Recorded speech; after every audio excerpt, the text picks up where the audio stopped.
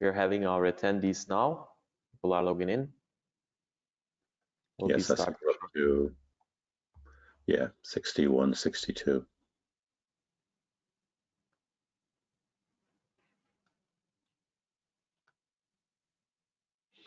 Okay, we can start. Hello, everyone. Have a good day for all of you. We have a lot of people joining us today from Europe, also from Asia and in the US.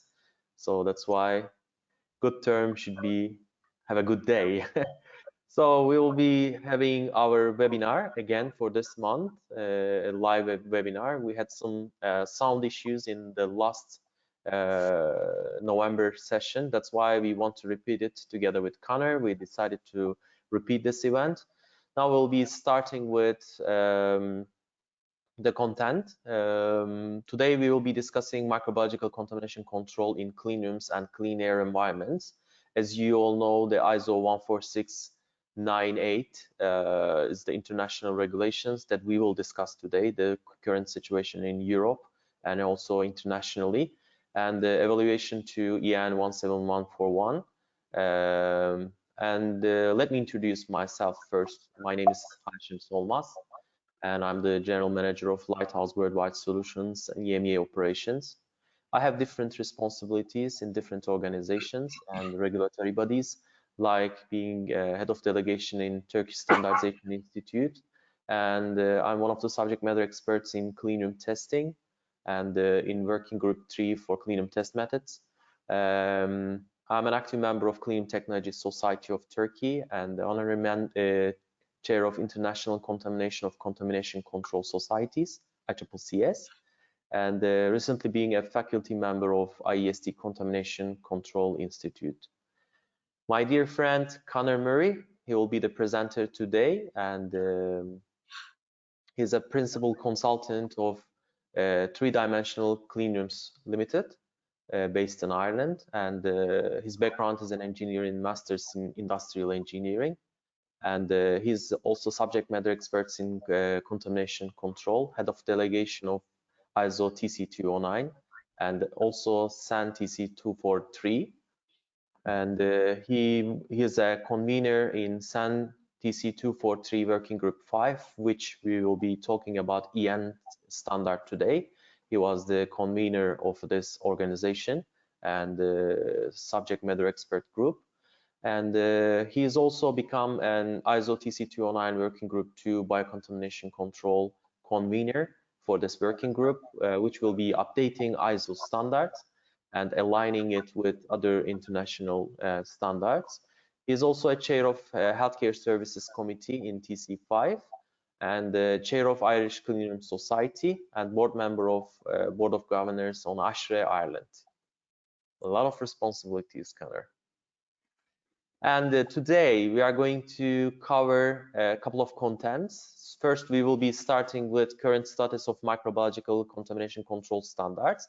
There are international standards, EN regulation as well. So we will be discussing about the difference between ISO 14698 and these new EN ISO standard, as well as EN 17141, which is published in 2020, recently published.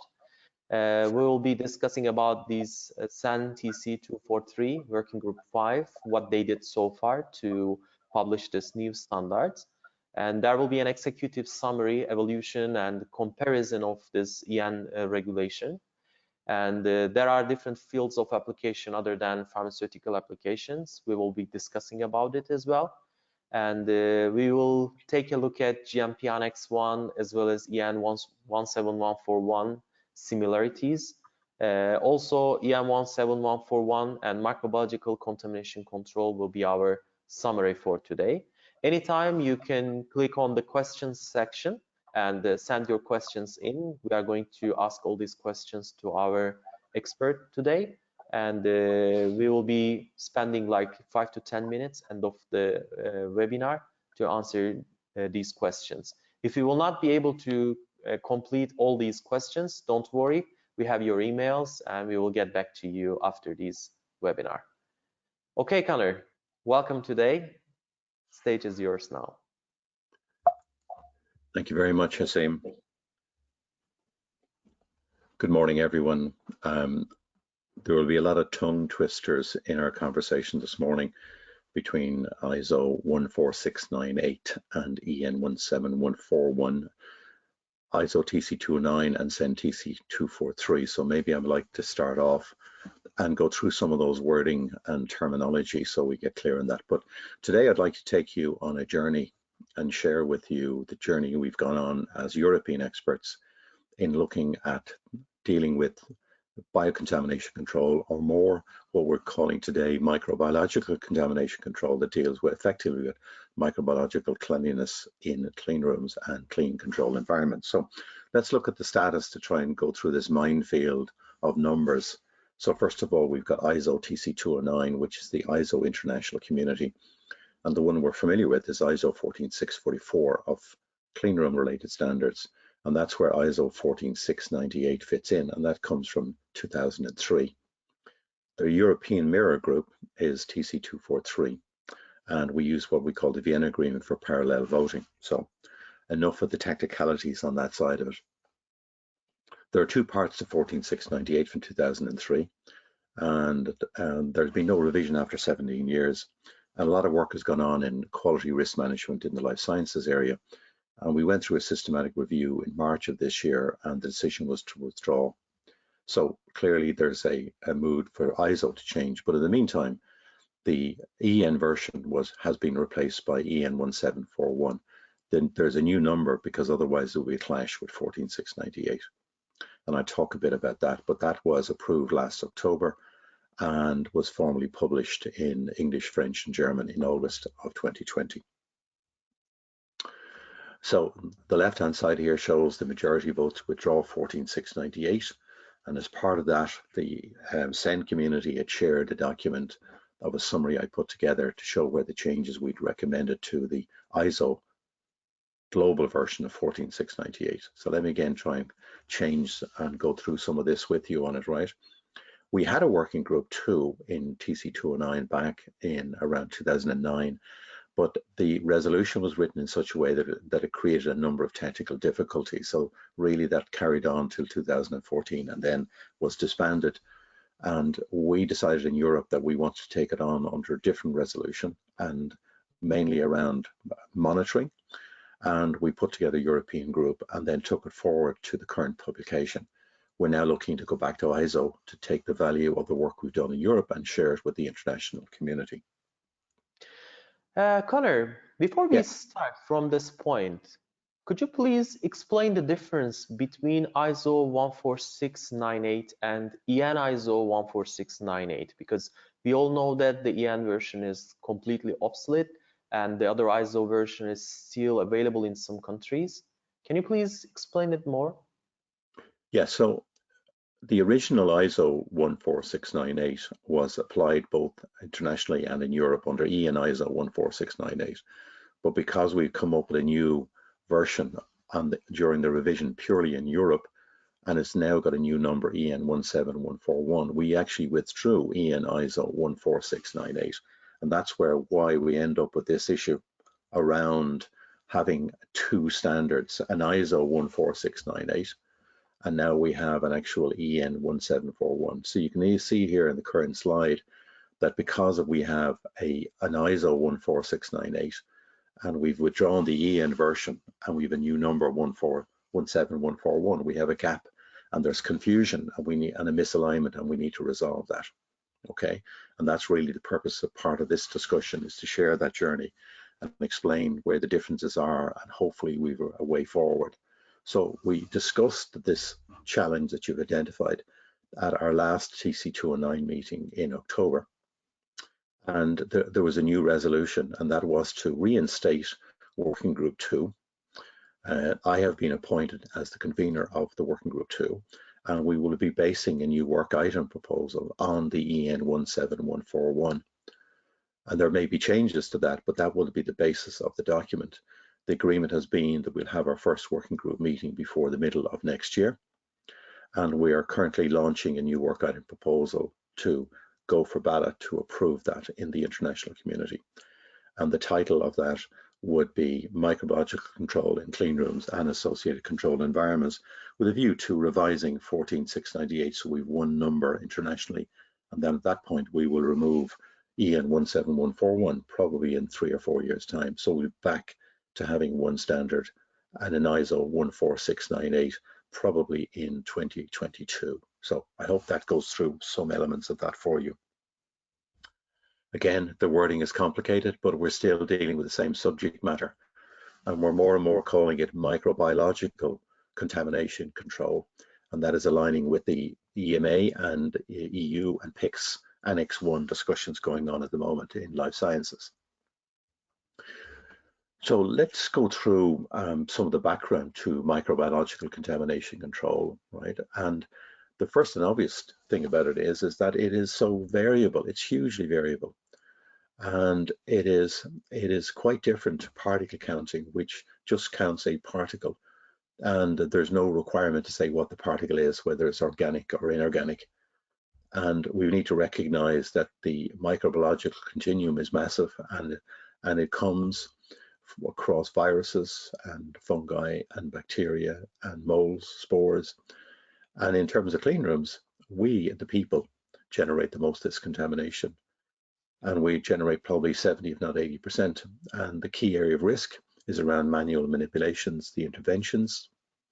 And these are still the biggest challenges in microbiological control, even though we have isolators and robotics to try and remove the numbers of people, but we'll never eliminate, because we're dealing with living organisms and they're not easy to observe, recover, or measure, and we call them the unseen enemy.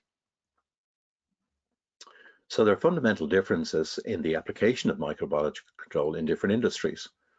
So life sciences, we're very much around product sterility for patient safety.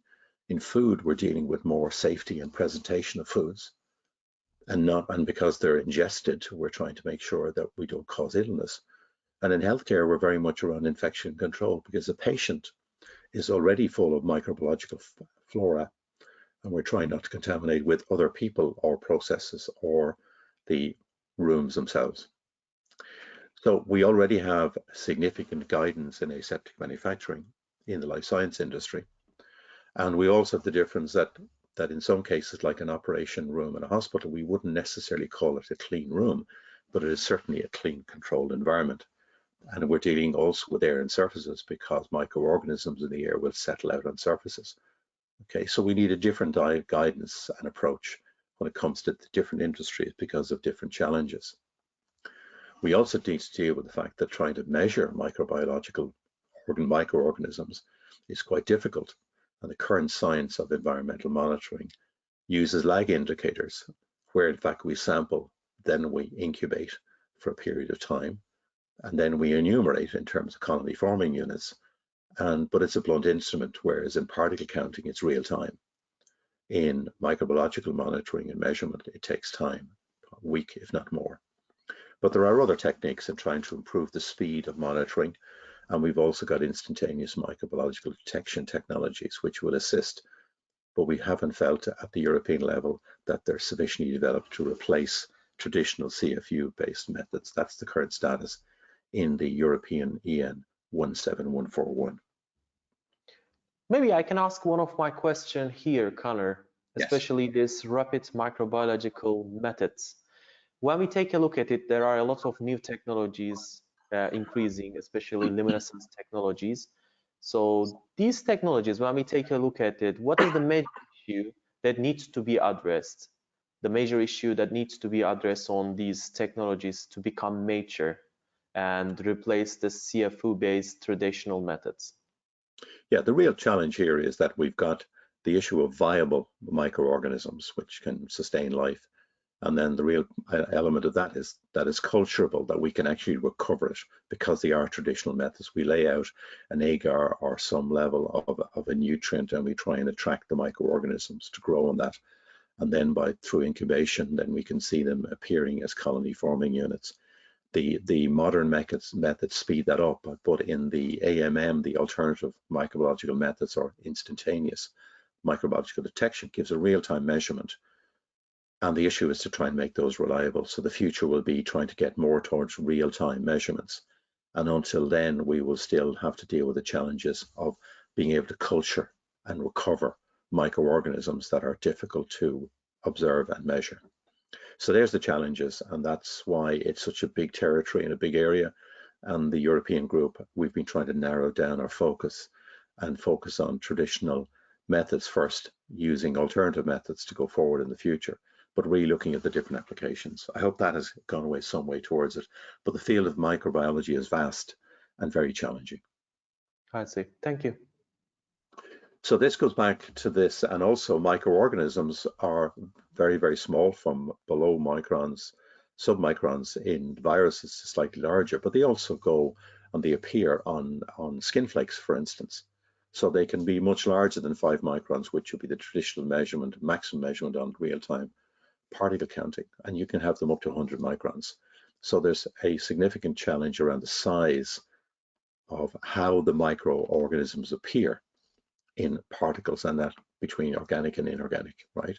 So we need better clarity around that, and that's some of the challenges we have to deal with here, right? So let me try and give you a summary of the evolution, and it's an evolution, it's not a revolution, and how we've actually taken the revision of the European ISO 14698 into the new version of EN 17141 in 2020. So when we looked at 14698, we saw that it was not in line with the current ISO 14644 approach of microbiological cleanliness. We were trying to bring out the fundamental requirement to establish control, and then you demonstrate control. There was a lack of clarity around classification versus monitoring. We wanted to use things like a checklist of things to consider so that the ISO standard sits above and can be real in terms of its applications. And of course, as I've just mentioned, the challenges between real-time measurement versus traditional indirect measurements, which again is sampling, recovery, incubation, then enumeration, and then the vastly different requirements and needs of the different industries, right? And then it wasn't up to date with the technologies in RMM and AMM, right? And we wanted to try and give an independent view of that. So when we come into the one of our challenges, the first one was that the regulated life science industries, right, of sterile medicines has long been established, and there is a lot of guidance already there, and therefore we need to be very careful that we weren't adding any new unnecessary guidance, and we did not want to be in conflict with the latest regulations, particularly into around Annex 1 in the PICs, right? We also had to address as I said, the real-time issues and measurements around AMM and IMD. But we still, and then try and deal with some of the limitations in the current technology of indirect measurements. So we had to determine what was the scope of the standard, and dealing with normative versus informative, the informative being application side with industries, what that division was. And we wanted to make sure that because there was still large parts of the ISO 14698 that was relevant, we wanted to keep what was made sense, right? Again, we had enough guidance already in life sciences, and there was an absence of guidance of medical devices, and that was a bit of a conundrum that we needed to deal with, and also deal with some of our combinational devices. And then, of course, hospital operating theaters are not clean rooms, but they're certainly clean, controlled environments. Okay, so we set up the European Working Group, and our program was originally on a 3-year program, which extended by a year. We wanted to carry on the work that was done in the original TC209 Working Group 2. And the key area was the original working group had a requirement to look for tables of classification. And we said, no, that does not make sense. We need to have tables that relate more to monitoring, but not classification. And we also needed to try and limit the scope because of the variety of microorganisms, from viruses to bacteria to fungi to molds and spores. So it was made up of subject matter experts from across the spectrum, from life sciences. A very short question here, Yes. Connor, Sorry. because I'm getting this question several times from different sources. As we all know, all ISO standards has a systematic overview, and you said that there was one for working group 2 in TC209 between 2009 and 2014. What happened? Why we didn't see the new updated version of 14698 since the beginning of this first publish? Okay, so this slide here shows that in the original working group 2, the request of the TC was to see whether it was possible to have tables of classification similar for non-viable or total particles in ISO 14644-1. And it became very, very clear because of the traditional methods of sampling and incubation and then enumeration that classification tables were not possible. And also we know that for instance, in Annex 1 in life sciences, the tables for microorganisms are purely for monitoring. So therefore, this issue of the difference between classification and monitoring became very important. So that was the reason we changed, and that working group 2 was unable to get to that consensus. And we took it on as a European working group item where we clearly focused purely on monitoring, and classification was deemed as not appropriate until sometime in the future we can get to a stage of real-time measurements. So I hope that answers the question. It was unfortunate. We spent Exactly. 6 years and clashed over classification, and really classification was not relevant and not important, but that was the resolution that we were working off originally. So the European group was represented from across the board in experts from different countries. And we wanted to move forward and look at microbiological monitoring as the primary focus in our revision, which is what we've done. And again, it's worthwhile bringing us back to first principles, which is we really enshrined within the work of TC 209, is that the pillars of a contamination control plan or a contamination control strategy, as is now the term used in Annex 1 revision, it's not out yet, but that's the current thread on it, is its combination of engineering controls, which is the clean room, the facility, the HVAC, the rooms, the division, the onions control of different grades and classifications as you go through from outside, through gowning rooms, airlocks to the core, is made up of, that's the engineering controls, but then we need the people and how we behave and control and gowning and the SOPs and the quality management system. And the third one, which is sometimes not recognized as being really important, is the ongoing cleaning and disinfection that's necessary. The three of those are the pillars of a contamination strategy, getting to a contamination control plan. So going back to the evolution and revolution again, we wanted to bring all those into it. So we wanted to bring in this concept of establishing control. We wanted to address monitoring, not classification. And we wanted to focus on the industry and make the ability to use the standard more practical, and we extended the bibliography. Okay. We also created one standard, which we felt was important versus a set, two parts in the original one and one in other environments and applications. And we had to deal with contentious issues of endotoxins, viruses, and prions, which we decided to eliminate and remove from the scope to simplify the standard. So Again, why we had there to deal with is the measurement technology, which is, sorry, why there is Hashim, go ahead. one standard is ISO 14698, but two parts in the old version? Why there is two different parts instead of one single standard? So as I show you in some slides to come, the original 14698 parts 1 and parts 2 was broken down into methods, and then part 2 was the evaluation of the data. And we felt it was important to bring it into one contiguous single standard to make it simpler to use and apply it. So the structure of the standard changed to reflect what we were trying to do, which was to establish control and then demonstrate control, but the methods of measurement are common in both. And we'll see it forward in some slides to come that may become more obvious. So as I said, we wanted to deal with the measurement technology and the advances and where it fitted in our view today from an independent perspective. So quick summary, we wanted to maintain as much of the current standard that was practical and necessary and useful, bring in risk and impact assessment and control from the current QRM approach from life sciences. We wanted to clearly demonstrate between establishing control and demonstrating control, because that meant we could focus on monitoring, not classification. And we reviewed the scope because we felt the field of microorganisms and microbiological control was too broad.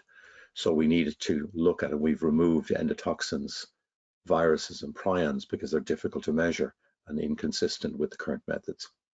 And then obviously the current one in ISO 14690 also dealt with textile and water, and we felt that water was not appropriate. So we carried on from this and we looked at the independent view. We focused very much on culturable versus viable and how we dealt with recovery and the ability to actually measure microorganisms, and that's a very difficult task with traditional methods. And we want we want to follow advances in science, right? We wanted to bring out the difference between clean rooms and clean controlled environments, and then really give direction to different industries from an informative perspective. Okay, so in terms of decisions, we made the following decisions. One is to keep the relevant parts. We were not going to give new guidance in life sciences because there's enough guidance there. We wanted to add guidance for medical devices because that was missing. Focus on both food and hospital operating theaters, that they're clean controlled environments but not clean rooms. And we needed to narrow the field of microbiology, so we removed endotoxins, viruses and prions.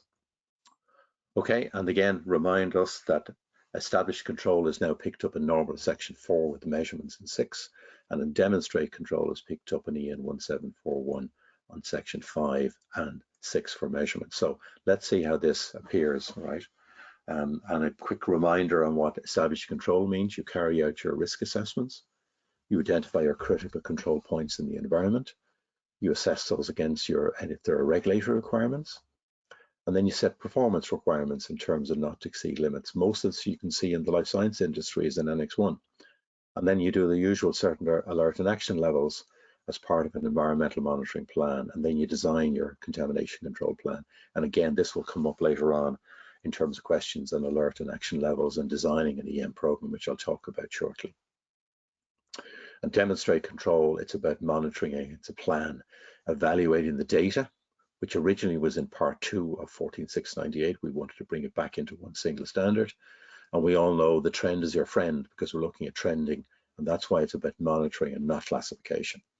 How effective our monitoring plan needs to be reviewed on an ongoing basis, and then update it so it's relevant, and we're continuing to have confidence that we're demonstrating we are still in control from a microbiological perspective.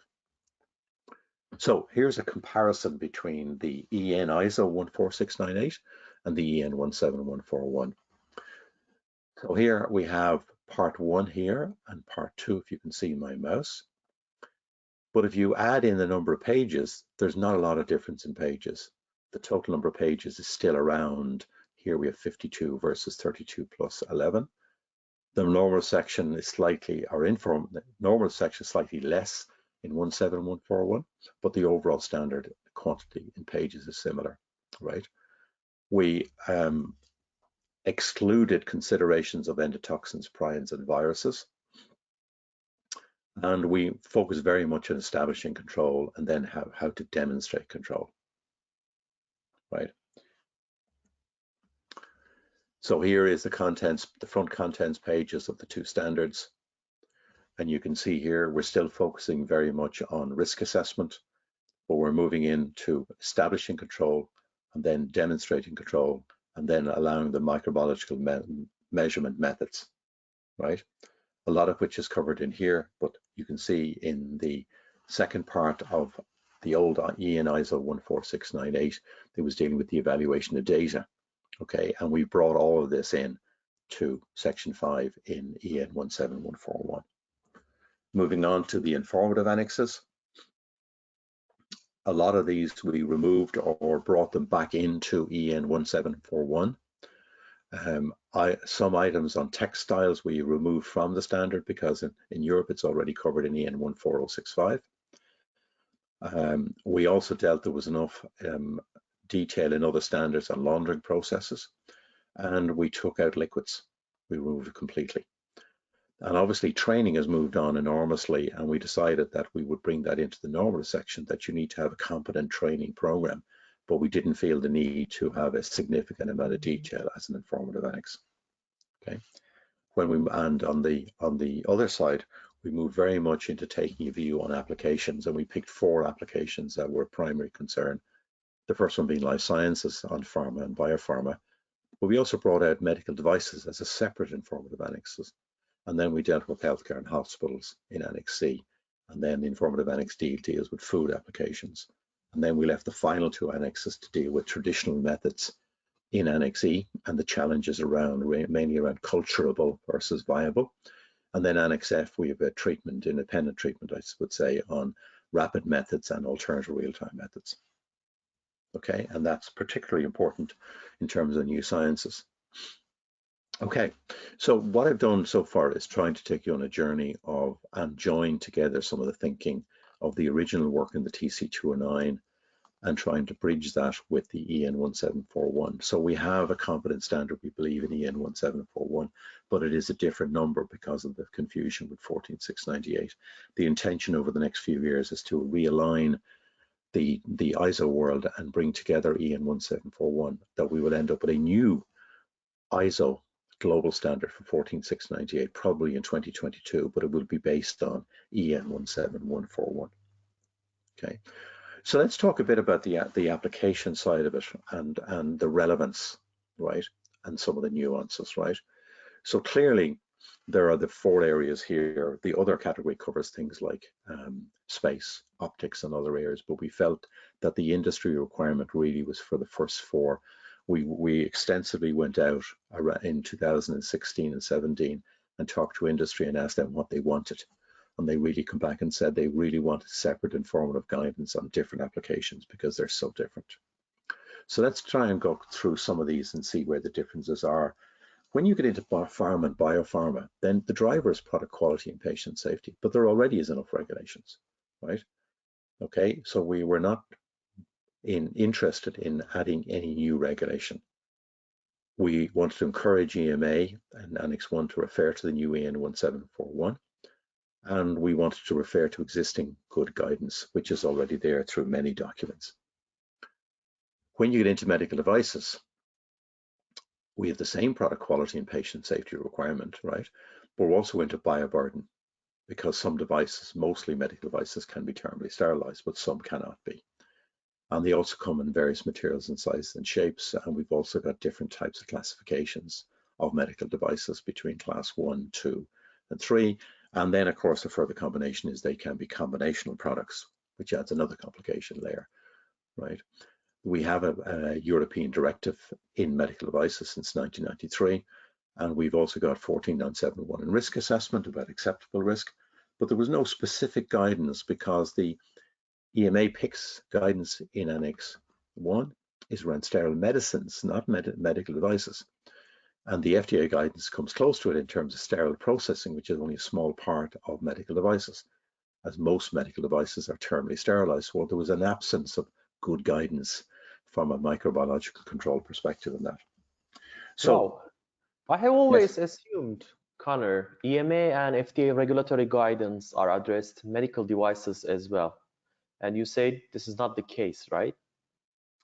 Correct. So if I go back and you look at it here, in this slide here, the FDA guidance from 2004 is in sterile aseptic manufacturing processing or sterile processing.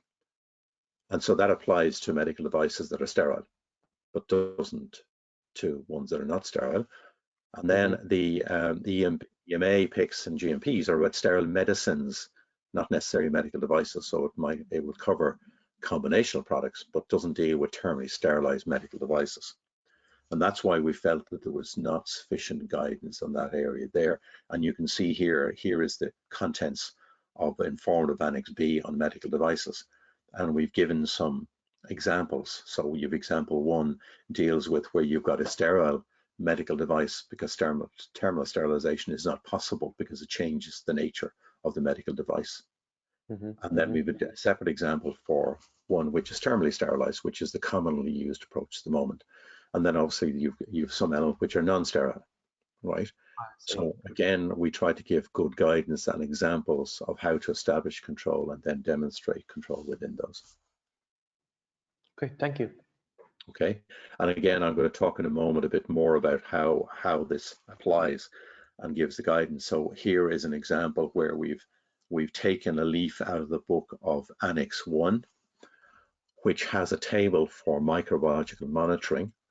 And you'll notice here that the same columns are the same as in Annex 1, but the categories are down here. We've called them 1, 2, 3, and 4 rather than grade A, B, and C, and D, just to be careful to distinguish, okay?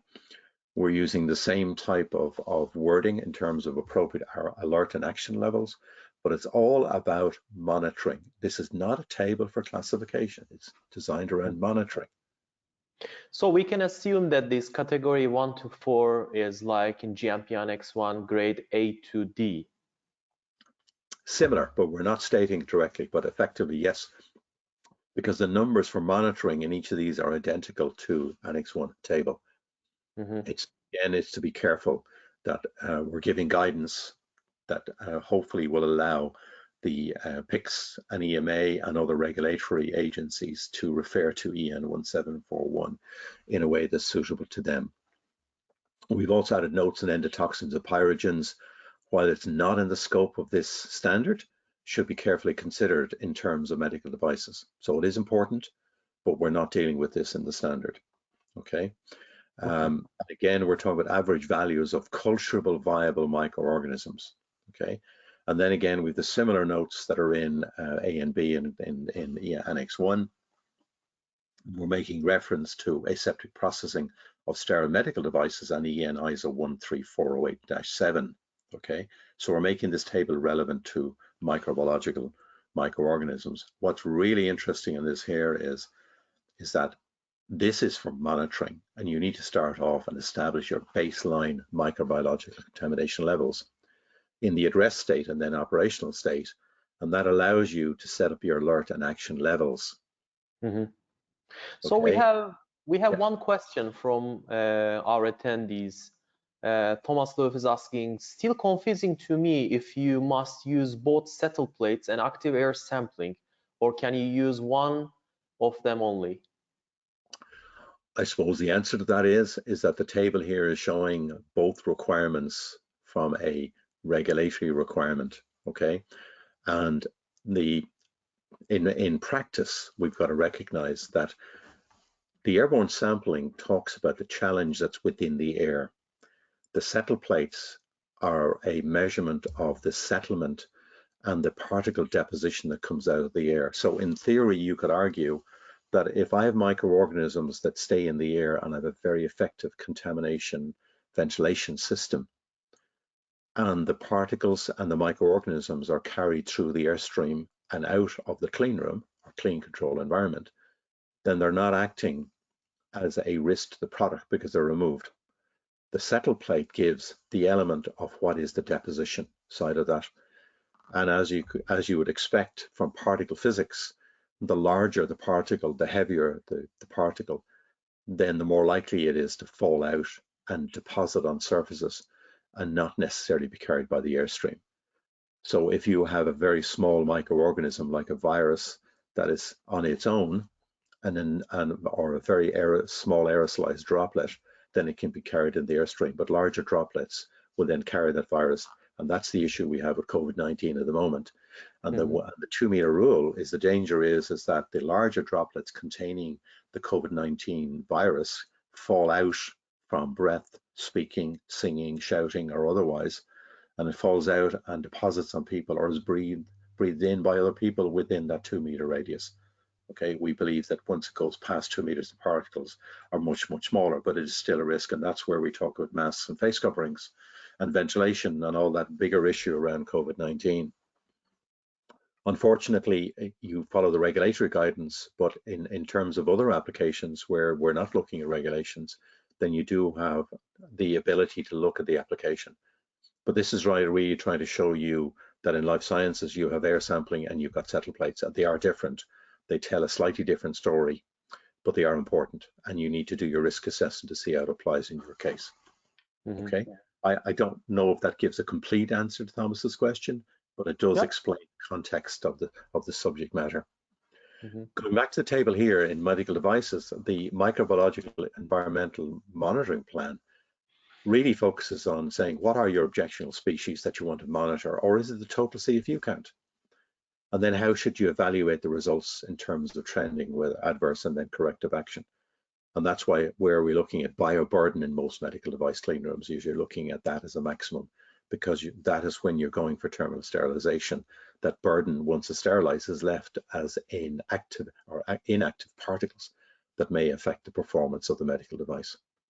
So we believe that this element adds good guidance from a medical device perspective. So that's why the actual annex has 9 pages, whereas the informative annex on A for life science only has 1 page. So we've put a particular level of attention because that's what industry wanted. When we get into hospitals, we've limited information on the Annex C because there's a lot of it around in other areas. Plus, it's extremely variable because it's really around infection control, and operating rooms are only one part of a healthcare environment. And while we're looking at infection control, we also need to look at cross-contamination, the issue of isolation because of immunocompromised patients, sterility. We've also got aseptic compounding units, radiopharmaceuticals. We've also got instrument sterilization and biosafety. So here's an example of some of the wide variety of applications in hospitals. So really it's the normative section, and the application of risk assessment and establishing and demonstration control is important. And there's a lot of industry guidance otherwise on that, but it's a very, very broad area. And there's almost so much you can do in a European standard.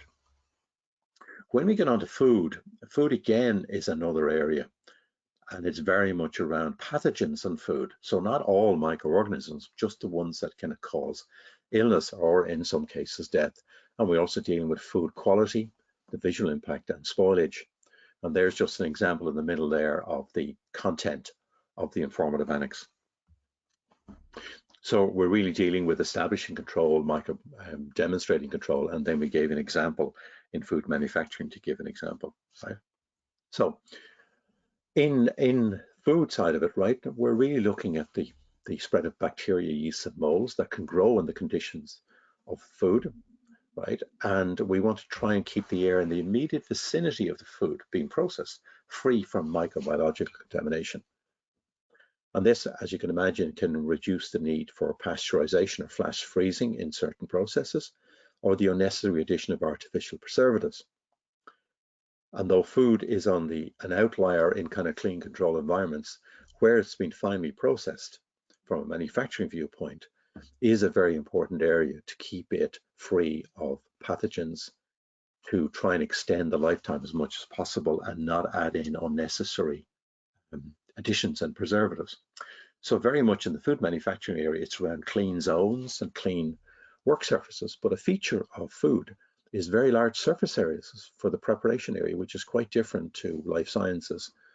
And it poses different challenges. So the desired outcome of obviously a healthier food product is the lower foreign content as preservatives, no pathogens, having a longer shelf life, and an improved visual presentation. So that's why the food manufacturing was different. So in the normal section 4, which now pulls everything back together, because I want to go through now some of the requests in terms of looking at about monitoring and a monitoring plan. So I'm going to change tack and go back into the normal section here. And you'll notice here we talk about the risk assessment. Here we talk about establishing control, and then looking and having a microbiological environmental monitoring plan, looking at locations and frequencies and alert and action limits. So they're all covered in the normal section 4. Okay, and then in section 5 deals with demonstration. So it talks about verification of your control system that is working, what to do in terms of out of specification investigations and CAPA, what to do about records, what about sample tracking, the integrity of results and data recording and evaluation and trend analysis, all of those coming together. So let's talk, and sorry, forgive me, and then we measure methods on the traditional basis in section 6. And that really we put additional information on the choice of the sampling method, again dealing with volumetric air samplers and dealing with the issue of culturability versus viability and some of the areas around that, including incubators as guidance, but based on traditional methods. Okay, and then just finishing off, there's some of the issues on Annex E as an informative annex that gives guidance on all of the issues between swabs and sponges, the media suitability, the challenge of dehydration of the media, the incubation, collection efficiencies. We talk about the D50 number to give some level of comparison between different airborne samplers. And it's a big territory around the traditional methods. So Section 6 talks of measure methods, and then informative Annex E talks about the informative information and guidance around that. And then finally on Annex F, just to finish off on the standard, we're dealing with RMM and AMM and some of the issues around that, particularly things like verification tests to see on reliability, alert and action levels, and how to deal with that. So in answering to some of the queries that came in and when I was asked by Hashim, he asked me specifically to look at a number of items in terms of environmental monitoring plans and the guidance that comes in the UEN 1741. So really this is the standard way of doing it. A lot of this is covered in other documents like TR13 from PDA, but it just is setting out the requirements to have a written environmental monitoring plan based on a risk assessment, and then deal with the types of EM that goes with that, the locations, the frequencies, setting alert and action limits. You're looking at levels, but then you have a limit, and then looking at where the role fits in of traditional versus RMM and AMM, right? And we're saying basically RMM and AMM have real application in in-process monitoring, but not necessarily on compendial release. The EM sampling incubation protocols, the data analysis, and then CAPA and investigation procedures in OOSs. Okay, so basically your plan must cover all of those. Okay, so looking at locations for environmental monitoring, again, this is standard stuff straight out of industry guidance. You're applying a risk assessment. You need to look at the process and the workflows, the people and materials, the interactions, the traffic routes, where are the interventions and manipulations, and these are all different for the different applications. Where are the difficult areas to access and clean? Look at those locations for monitoring, and then look at ones that you have a history of issue in the past over. And we're recommending that HACCP is a very good tool. So you need to understand your process, and you look at your hazard analysis, your critical control points, your alert, how to monitor at each critical control point, and then what do you do in the event that you've got an OOS and you need to do corrective action and preventative action. Frequency of environmental monitoring. In the sterile areas, you need to assess the operations during filling at the critical areas. Support areas, you're looking at the frequency based on a risk assessment. And then you're looking at things like obviously following maintenance work or before and after shutdowns. They would be good areas to look at from a risk assessment viewpoint. In the general area, you're looking at the workflow. What is the activity? How long is the activity? What type of equipment and process use? How many people are involved? What are their interventions and manipulations? Right? And then a lot of it is down, how long is the exposure? Right? Again, there may be environmental impacts of temperature, humidity. It's not possible at this level to give any more guidance specifically, but these are the things you need to be looking at, the things to consider, the checklist that you should be looking at, and that's what's discussed in the standard. Then, of course, the question is, when do you carry out the environmental? What time during the day? So obviously you must be in operation. And then you need to look at your shift patterns and critical processes and you focus on worst case time of events. And again, we're back to the risk assessment. We're back into critical control points, critical workflow. What are the processes? When do people come in? How do you move materials? How do you set up lines? What are your loading operations? What are your critical operations? And on all, it's about manual people interventions and manipulations, because that's where the highest risk is. Okay. So when and how, or sorry, what's the duration you're monitoring? Well, you need to, in the aseptic process, it needs to be for the full duration of the operation. And you need to be looking at things like active air sampling near the start, the middle, near the end, and then surface environmental monitoring at critical locations, settle plates, right? Again, a key focus is on people, and it depends on the risk in operation. So finger dabs, you know, around the sterile, the aseptic connections, any compromises, and then before exiting grade B would be typical in terms of the aseptic area, and it needs to be risk assessment in the other areas of grade C and D, for instance. Okay, active air sampling and the timing to do that, remembering we need to do 1 meter cubed at each point.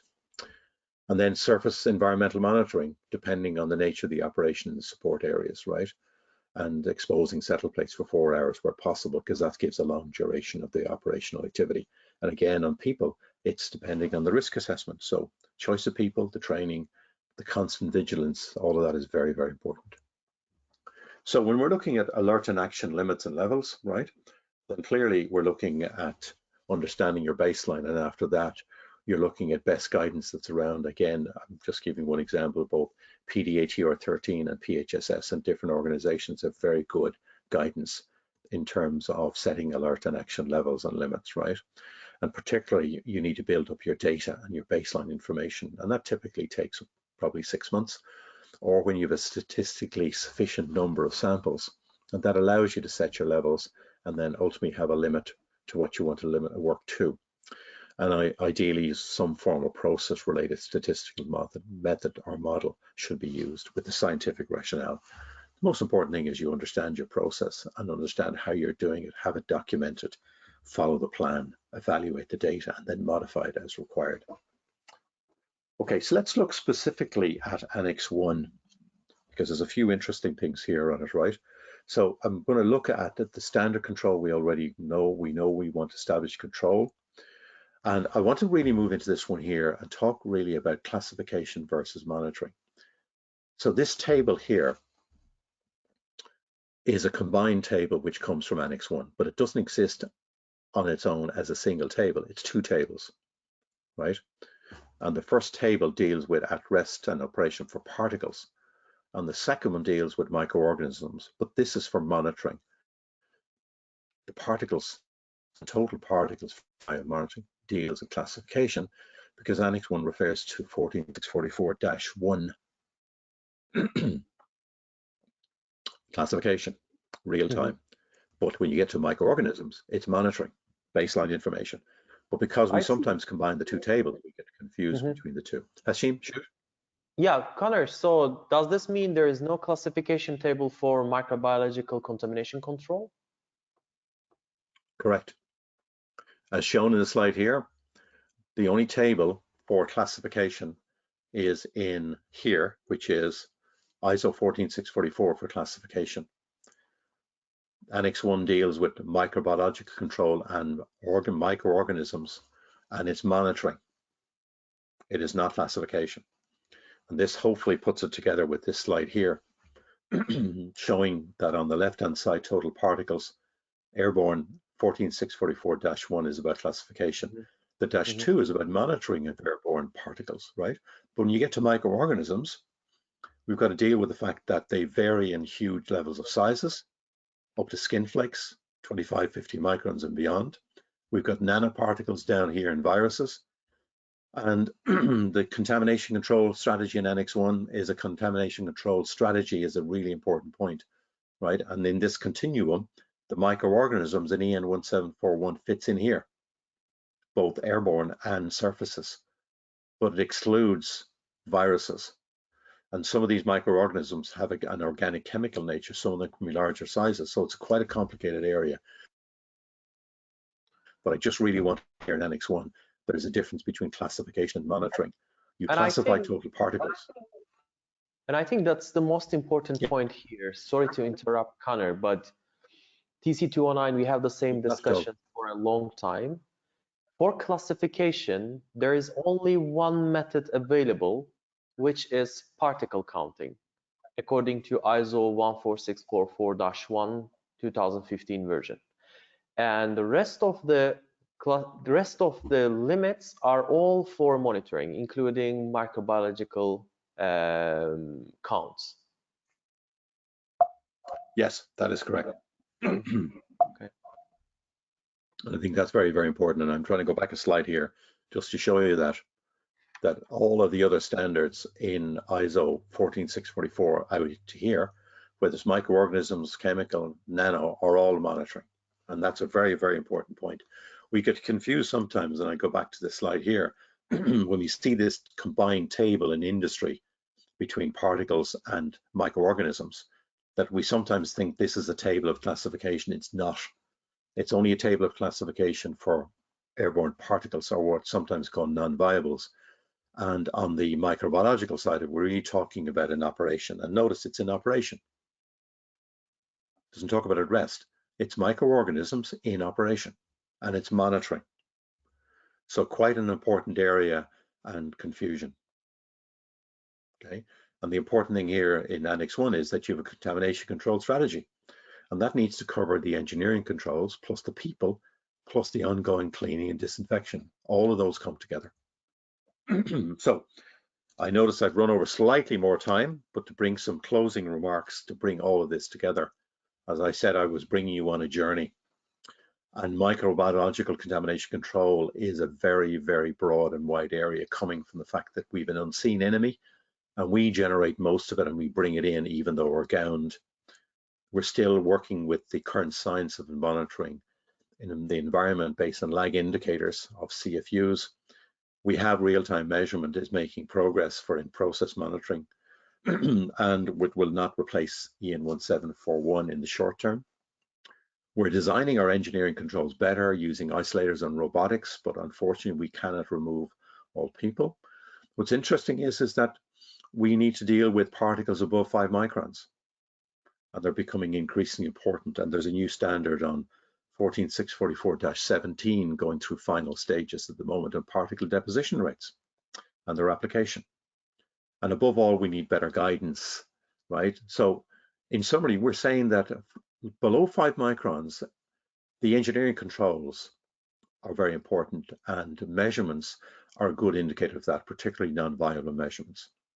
But once you go above 5 microns, right, we're dealing with operations, and environmental monitoring becomes very important. And viable EM is a very good mechanism of feedback of how well we're doing and how well we're behaving inside a clean room and clean control environment around the people and the SOPs.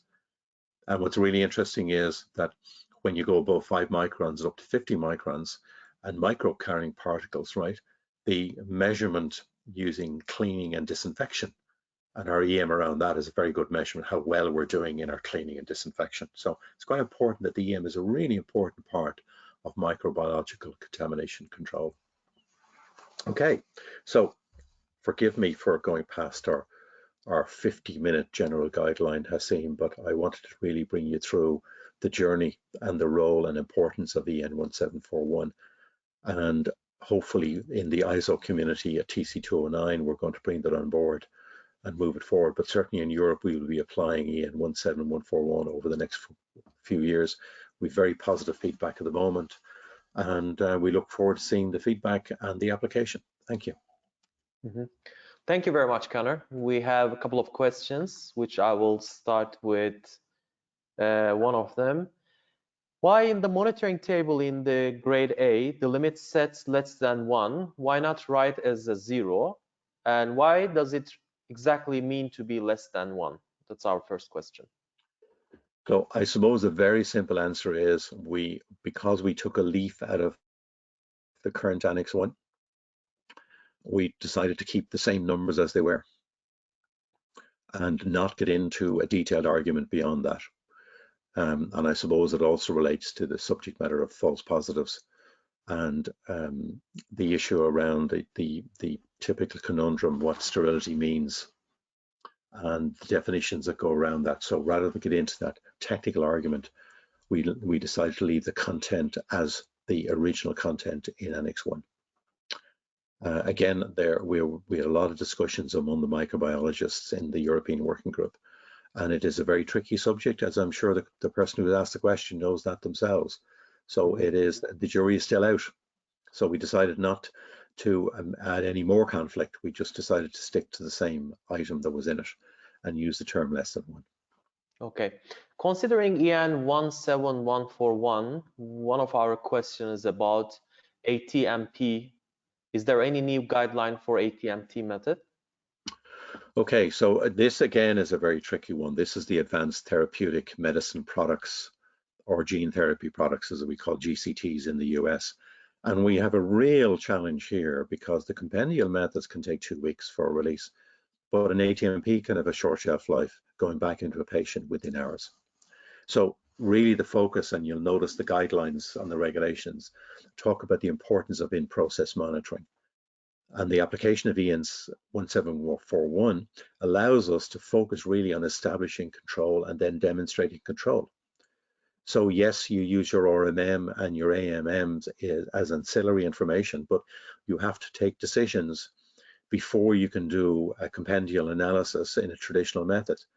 And that is a real challenge. And our recommendation is you focus on the process, you focus on the data.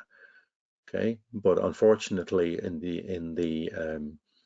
when you have personal patients, the amount of material you have to test is limited, and the shelf life is limited. So these are real challenges. So because this standard we expect to be out for a number of years, we decided we were not trying to answer all of the questions.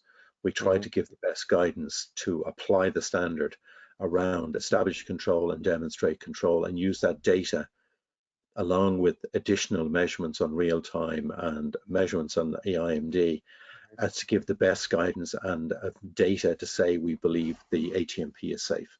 But you won't know for sure until you finish your traditional methods, and that will be long after the patient has been treated. But the risk is the patient may die in the meantime. So that's a real challenge. Yep. There's another good question. Why is there a quantitative count whereas trends give more information? Why we are going through the quantitative counts instead of trends?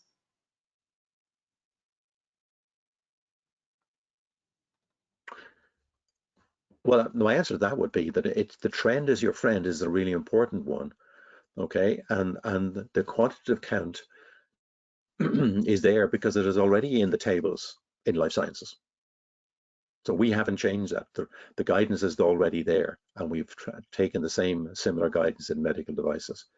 And that's why, as we all know, that if you have a limit of 200 for argument's sake, and you get a count of, for argument's sake, 10, 20, 10, 20, 40, 50, 40, 50, 30, and then 120, then you're required to do a kappa and an OS, and you're nowhere near your 200 because of the uncertainty on the traditional methods.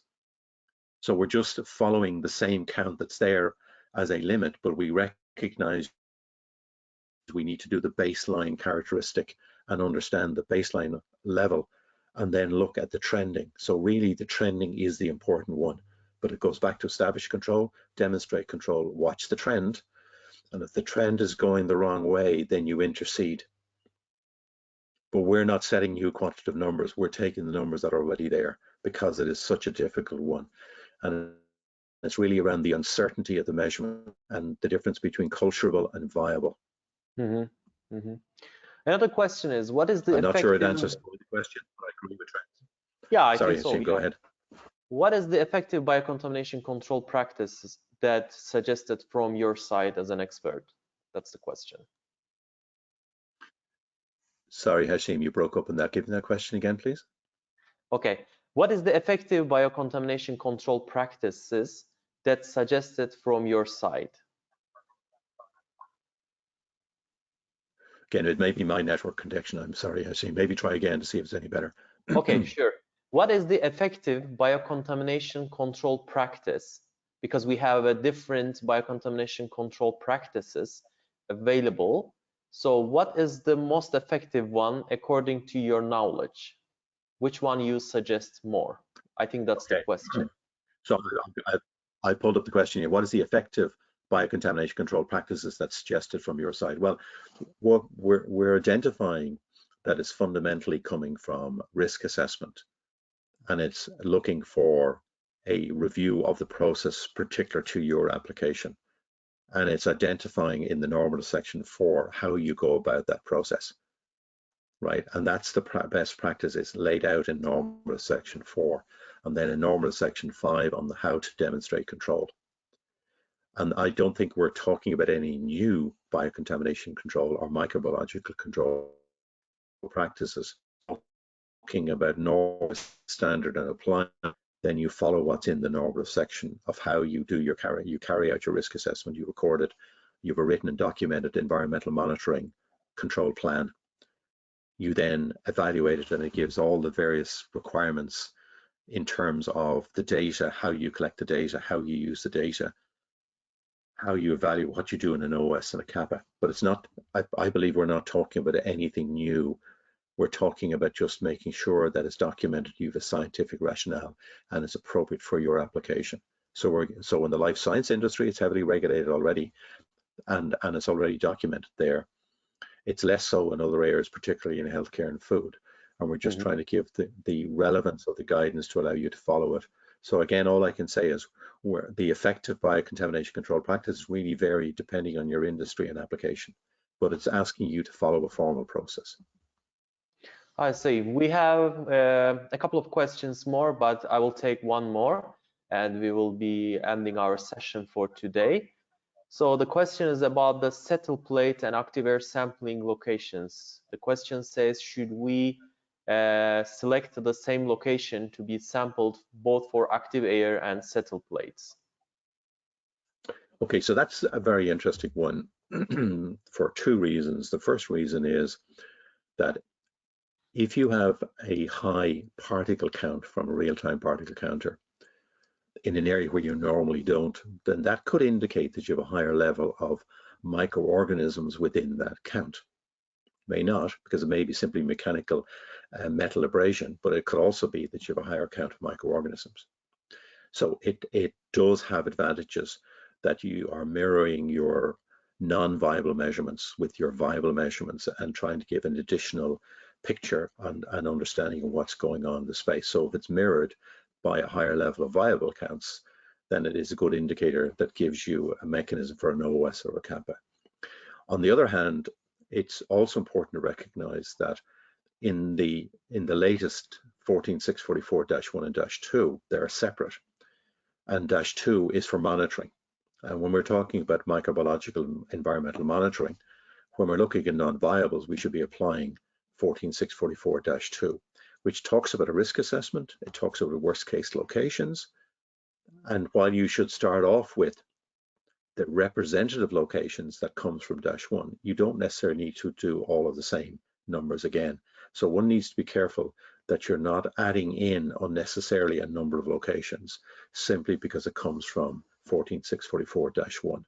So yes, it is useful when you get high counts in non-viables to give a picture or a direction for your viable EM, but you don't necessarily have to use all of the same locations. It should be done on risk and worst case locations. Okay, so -2 for airborne particle monitoring is a very important standard and should be looked at very carefully. And EN 1741 is written around recognizing that of the combination of an integrated EM program that deals with non-viables and viables. They both tell you an overall story of how well you are confident that you're demonstrating you are in control from a microbiological perspective. Thank you very much, Connor. We exceed our time, but for a good reason. We answered more questions than we planned. There are a couple of questions we received. Of course, we will get back to you with an email. I'd like to thank you, Connor, again for joining us today. And please. Thank you, Hashim. And yes, I am very happy to look at the separate questions and then write a reply directly for them. And maybe give guidance to where it appears in the EN 1741, and hopefully that will add value to the attendees. And Hashim, thank you for inviting me. It's a really important standard, and we are trying to promote it. It's appearing all of the experts in the working group are going out to promote the standard and explain the journey we are on. So it is very worthwhile. So please buy it, use it, and give us feedback. Thank you. Thank you so much, Connor. Great to have you here today. Have a great day, everyone. See you next month on our webinar. You can check our website to see upcoming webinars, also our LinkedIn corporate page. So let's stay in touch. Have a great day. Thank you. Thank you.